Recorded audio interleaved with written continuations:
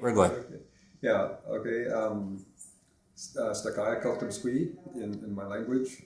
My name is Sts'ailes. This name was given to me by my father. Um, he waited until I came back home. I was away for 26 years after I finished high school. I joined the Canadian Forces, and when I came back, I talked with my dad, and he gave me the name Sts'ailes.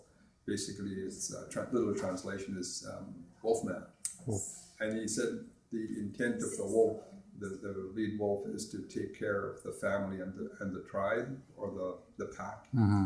So looking after the older ones and the younger ones. So that's the reason he gave me that name. I've been elected chief. This is my second term. We just had our elections last week. So this, I've been 2 years as chief and going into the next term for 2 years. We're under the Indian Act for our elections.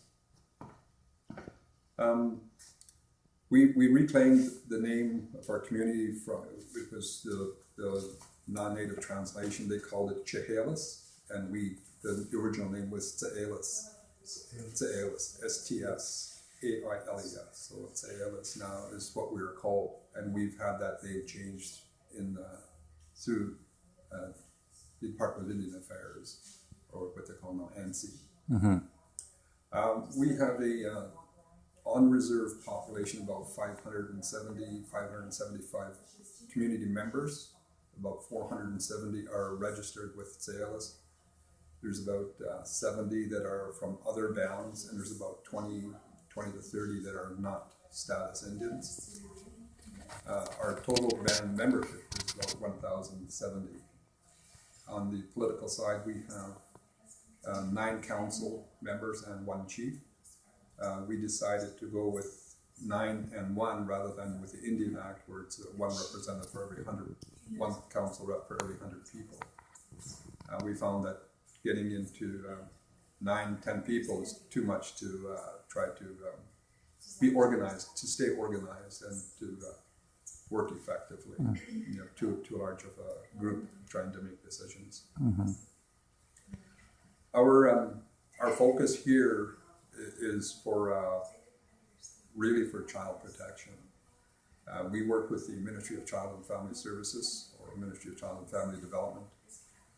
We have our own program, we call it Sts'ailes, and within Sts'ailes we have the T'imith program, and which is child and family protection, and we have Talalam, which is the house, it's just a couple of houses down from here, where that if a family is having difficulty in raising their children, we work with the whole family. We bring the entire family in, and we put them into the group home, and we provide the cultural teachings for the family so that they can teach their children on the culture. Another part of the Sts'ailes program is we call Telmoch, and that is Telmoch Auto. That's the Alcohol and Drug Treatment Center. And there was an outreach worker in downtown Eastside Vancouver, and he would recommend some of the clients that wanted to stay away from alcohol and drugs, and then he would sort of screen them, and they would come up to our center here, our healing facility up here. We are very strong. We have very strong cultural ties, and we feel that is very beneficial to our young people. It gives them the connection to their families, to their elders, to their grandparents, and to their ancestors. And what a lot of our teachings is, the council, even with the council focus, is we're not here for ourselves. Our grandparents are not here for themselves. We're here for the young ones that are coming behind us. A lot of times we talk about 7 generations, but we look 7 generations ahead of us. What did our ancestors do? What were their teachings? And they brought those teachings down from the 7 generations ahead of us. Those teachings are slowly passed down to us. And then we look at the 7 generations that are coming behind us. And what do we want to leave for those children coming behind us? As we were talking yesterday, do we want to leave them clear-cut land and a bunch of houses or buildings and concrete buildings, or do we want to leave them with the things we have now, which is the trees and the water and the wild animals and the birds and the eagles and things like this. So this is what we want to focus on leaving that legacy for our children and our grandchildren and great-grandchildren. Mm-hmm. We have, like I mentioned, we currently have 3 big longhouses where we have conduct our winter spirit dances. We have 2 other smaller ones. One is just behind the Sts'ailes house, and we use that for gatherings and for meetings with outside people, so that we don't have to interfere with the spirit dances in the winter. So we use the other smaller ones. And there's another smaller one over at the Telmook at the treatment center. And those are for the fellows that are coming in from the downtown east side. We're trying to arrange it so that we can also provide treatment services to some of the ladies that are having difficulty in downtown Vancouver. And this is a challenge for us because most of the counselors currently are male. We have a couple of female counselors, but to have women in, then you got to have more female counselors. So trying to access the resources for that service is a challenge for us. But we're working on it, and we think we can accomplish that. We have, within our administration, we have roughly 180 full-time staff, and that increases by anywhere from 50 to 80 in the wintertime when we do a lot of fisheries work, or work with the DFO, Department of Fisheries and Oceans, on stream remuneration, clearing the creeks and the streams where the fish go into. The 2 hatcheries, or the 1 hatchery, the Sts'ailes River hatchery, and the Weaver Spawning Channel.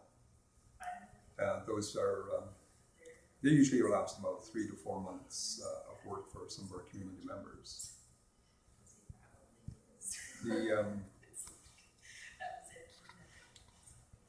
Try not to lose focus here, that just to let the people know where Sts'ailes is coming from.